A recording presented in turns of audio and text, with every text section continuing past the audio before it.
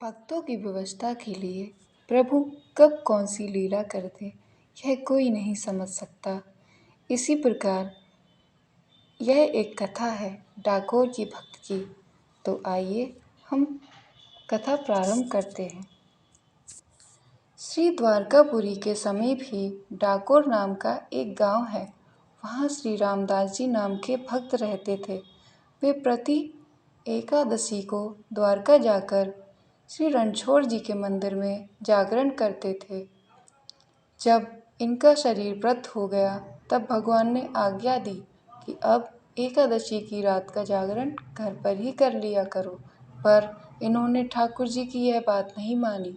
भक्त का दृढ़ नियम देखकर भाव में भरकर भगवान बोले, अब तुम्हारे यहाँ आने का कष्ट मुझसे सहन नहीं होता है, इसलिए अब मैं ही तुम्हारे घर चलूँगा। अगली एकादशी को गाड़ी ले आना और उसे मंदिर के पीछे खिड़की की ओर खड़ा कर देना। मैं खिड़की खोल दूँगा, तुम मुझे गोद में भरकर उठा ले जाना और गाड़ी में पधराकर शीघ्र ही चल देना। भक्त रामदास जी ने वैसा ही किया। जागरण करने के लिए गाड़ी पर चढ़कर आए।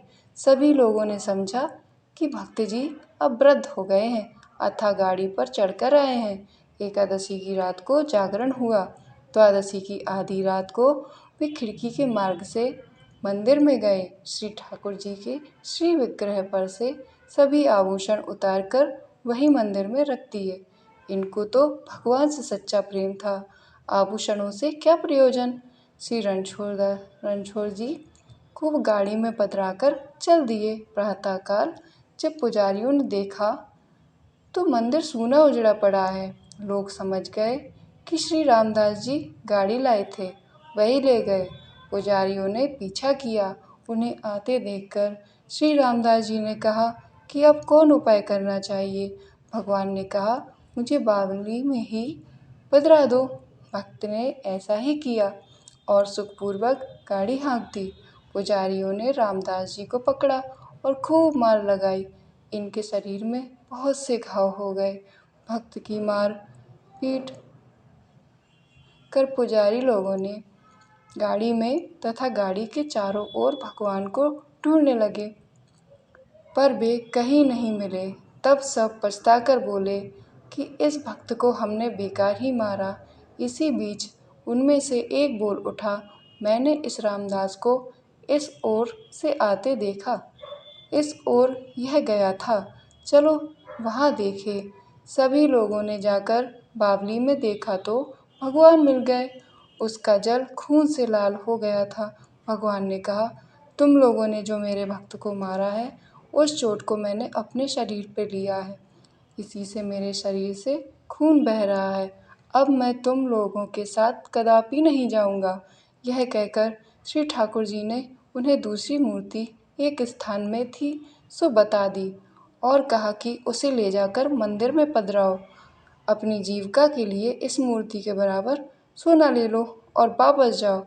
पुजारी लोग बस राजी हो गए और बोले, तौल दीजिए। रामदास जी के घर पर आकर भगवान ने कहा, रामदास तराजू बांधकर तौल दो। रामदास जी की पत्नी के कान में एक सोने की बाली थी, उसी में उन्होंने भगवान को तौल दिया और पुजारियों को दे दिया। पुजारी अत्यंत लज्जित होकर अपने घर को चल दिए। श्री रणछोड़ जी रामदास के घर में ही विराजे। इस प्रसंग में भक्ति का प्रकट प्रताप कहा गया है।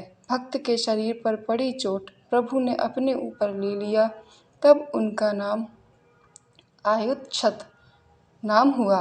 भगवान ने भक्त से अपनी एक रूपता दिखाने के लिए ही चोट सही, अन्यथा उन्हें भला कौन मार सकता है। भगवान को ही डाकू की तरह लूट जाने से उस गांव का नाम डाकोर हुआ।